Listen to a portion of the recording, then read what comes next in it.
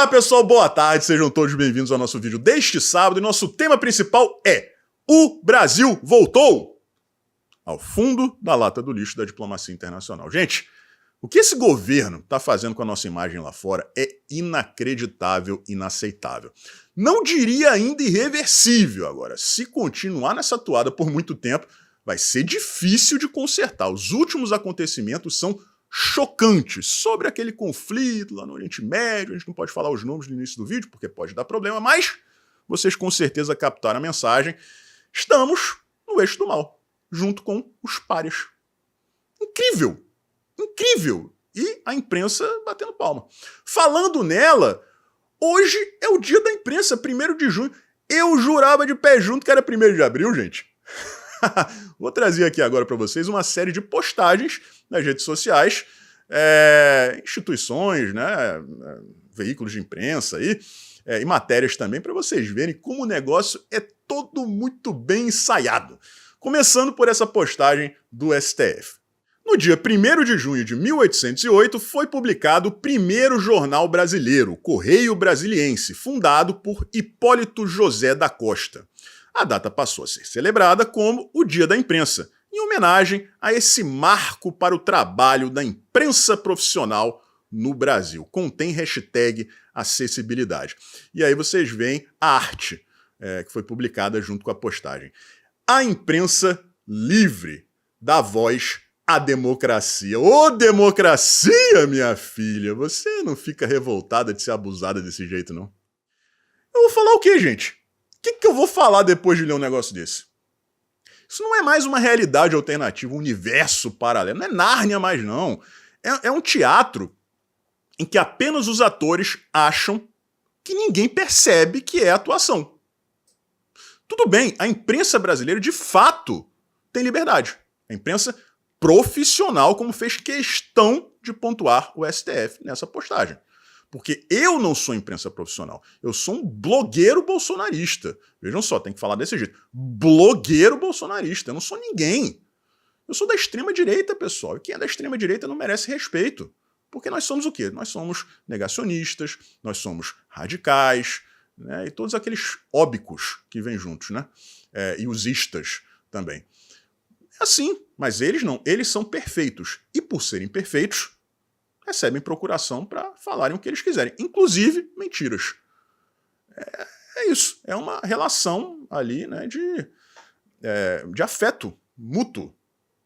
E eu vou trazer aqui para vocês a prova disso. CNN Brasil, por Pedro Venceslau, chama a atenção Moraes, que teve família ameaçada, a autorizar a ação da PF. Chama a atenção. Gente, o Moraes é o suposto alvo dessas pessoas que, pasmem, ao ameaçarem supostamente o Alexandre de Moraes, atentaram contra a democracia. Aquela mesma figura penal que foi usada para colocar um monte de tiazinha, de tiozão na cadeia, por causa do 8 de janeiro. Ameaçaram a democracia e tal. Mesma coisa dessas pessoas, desses acusados aí. Só que o Moraes é a suposta vítima, porque ele faz parte da própria família, claro. Então ele, como magistrado, jamais poderia ter expedido essa ordem de prisão preventiva. Nunca, gente, era a suposta vítima. Aí o cara da CNN, ao invés de criticar, vai lá e diz: chama a atenção. Chama a atenção, caramba, rapaz. O que chama a atenção é a melancia na cabeça. O que chama a atenção é uma roupa laranja cheia de lantejola. Isso chama a atenção. Agora, pô, você dizer que isso aí chama a atenção, não, isso é errado. Mas eles não têm a dignidade de criticar isso aí. Por quê? Justamente por conta dessa interdependência, que foi fomentada, não foi criada, ela foi fomentada por ambos os lados. Até o presidente da OAB, pasme, o presidente da OAB, aquele que vai entrar com um pedido no STF para que seja revertida a decisão, né, de acabar com as saidinhas, até esse cara criticou a operação deflagrada pelo Moraes. Mas a imprensa tá lá, né, dizendo, não só chama a atenção. Chama a atenção, né? Que sinergia, não? Que sinergia. Essa sim, cheia de lantejoulas. né? E é a mesma imprensa que agora está revoltada com a possibilidade do Donald Trump continuar concorrendo à Casa Branca, apesar de ter sido condenado por um tribunalzinho mequetrefe de um condado de Nova York. Guga Chakra quase tem um filho, aquele que afirmou que o mundo ficaria mais suave depois que o Donald Trump deixasse a Casa Branca.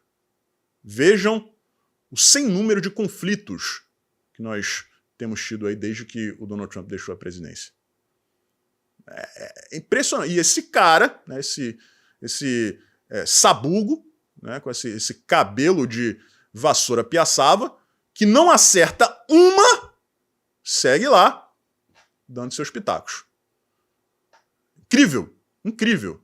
E aí ele tá lá, revoltado. Agora, porra, deixa eu ver se eu entendi aqui. O cara é condenado por transar com uma atriz de filmes eróticos e por comprar o silêncio dela. É errado moralmente? É. Se ele era casado, é um caso extraconjugal, mas isso aí ele resolve em casa com a mulher dele. Se ela resolveu ficar com ele, então eles resolveram seus problemas. Mas criaram nessa tempestade em copo d'água e o cara foi condenado, repito, por um tribunalzinho mequetrefe de um condado de Nova York. Trouxe os detalhes para vocês no primeiro vídeo de ontem. Só lembrando aqui, neste condado, nas últimas eleições, o Trump teve 6% dos votos. Era um júri popular. O procurador patrocinado, financiado sua campanha, porque ela tem campanha para procurador e para juiz, o procurador foi financiado pelo George Soros. E o juiz é doador do Partido Democrata e a sua filha é alta funcionária do partido. Mas ele foi condenado. Então, para o Guga Chakra, para a imprensa, ele não deveria concorrer à presidência da República. Né? Um julgamento de primeiríssima instância. Mas assim, a instância mais rasteira que existe na justiça americana.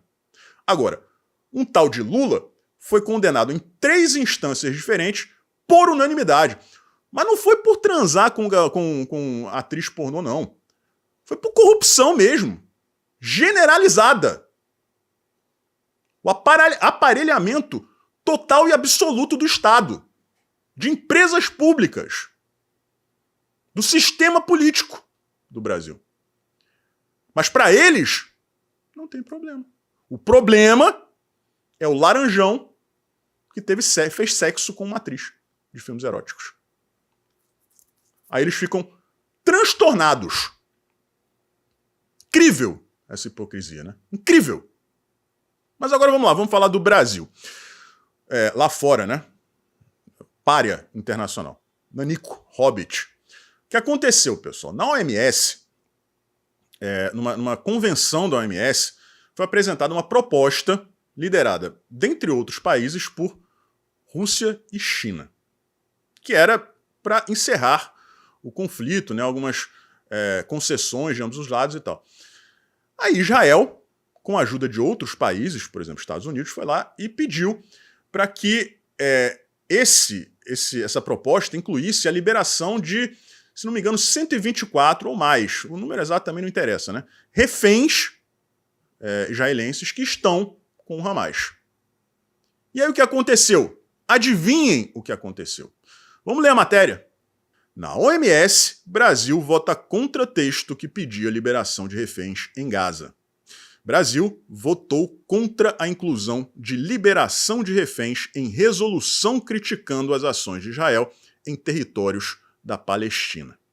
Durante a Assembleia Geral da OMS, o Brasil votou contra a alteração de um texto que pedia a inclusão de reféns mantidos pelo Hamas na faixa de Gaza, e uma resolução que condenava ações de Israel em território palestino. O projeto contou com o apoio de países como Rússia, Colômbia, Cuba, Venezuela, Nicarágua, Irã e China, além de diversos países árabes, é claro. No texto inicial, a proposta denunciava a situação do sistema de saúde em territórios da Palestina. Importante ressaltar que a fonte de informação para essas acusações é o próprio grupo, né, que comanda o sistema de saúde lá. Além de denunciar atos de violência, o uso da fome de civis e a destruição de instalações médicas por parte de forças israelenses. Instalações médicas que quase que invariavelmente, abrigam instalações militares em seus subterrâneos. O governo de Israel, no entanto, apelou para que o projeto fosse alterado, incluindo um pedido de libertação de cerca de 125 reféns, errei por um, tá? Que ainda estão detidos pelo Hamas. Além do uso de instalações de saúde por grupos armados palestinos. A mudança no texto, incluindo os pedidos do governo israelense, foi aprovada por 50 votos favoráveis contra 44 contra a alteração. Após a alteração, o documento principal foi retirado de votação pelo grupo de países que apresentou a resolução. Viram aí as peças boas com quem a gente está misturado? Rússia, China, Irã, países árabes, claro, estão apoiando lá o grupo. Cuba, Venezuela. Só gente fina, elegante e sincera. Incrível, não? E o Brasil, lá, nós sendo expostos a mais esse vexame internacional.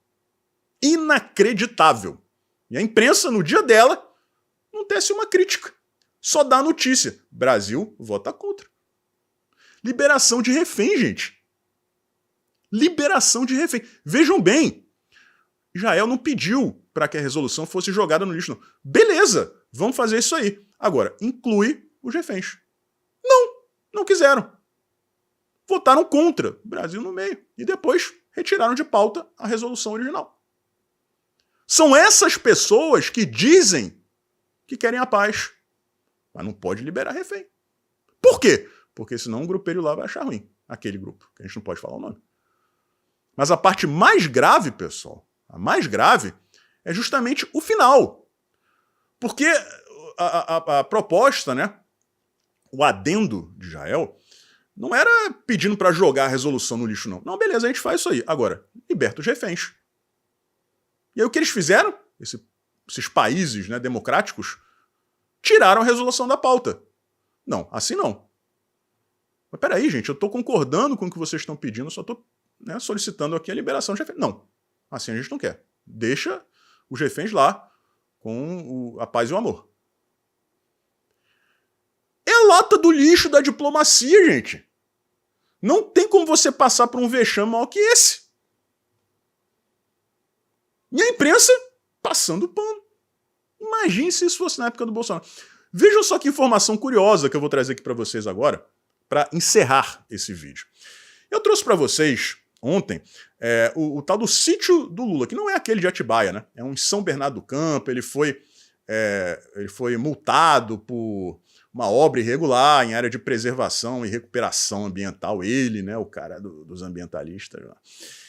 E o nome do sítio chamou muita atenção. Eu vou trazer aqui para vocês agora o significado deste nome. O nome do sítio, pessoal, é Los Fubangos. É Os Fubangos. E o que significa fubango? De acordo com o dicionário, é uma gíria usada para dizer do camarada que fica com muitas mulheres, sem absolutamente nenhum critério. Exemplo do uso da palavra fubango.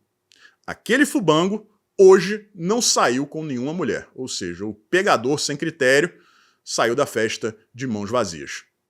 Ó, as piadas estão liberadas, né? Eu não sei qual é o tipo de piada que vocês vão fazer, mas vocês são criativos, né? O cara tem um sítio chamado Os Caras que Pegam Qualquer Coisa, né? Fez xixi sentado, não é sapo, a gente tá passando o rodo. Será possível, gente?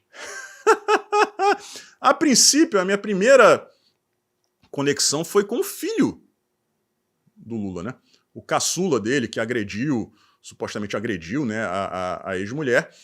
De acordo com ela, ele pegava geral. Qualquer coisa ele estava pegando lá. Ela foi traída com várias mulheres. Inclusive, ela afirma que ele fazia sexo sem proteção com essas outras mulheres, a colocando em risco. O cara é um fubango. Mas, de repente, isso tem a ver com outra pessoa, né, que pega qualquer coisa. Mas isso aí é com vocês. A piada não é minha. Um forte abraço, a gente se vê por aí.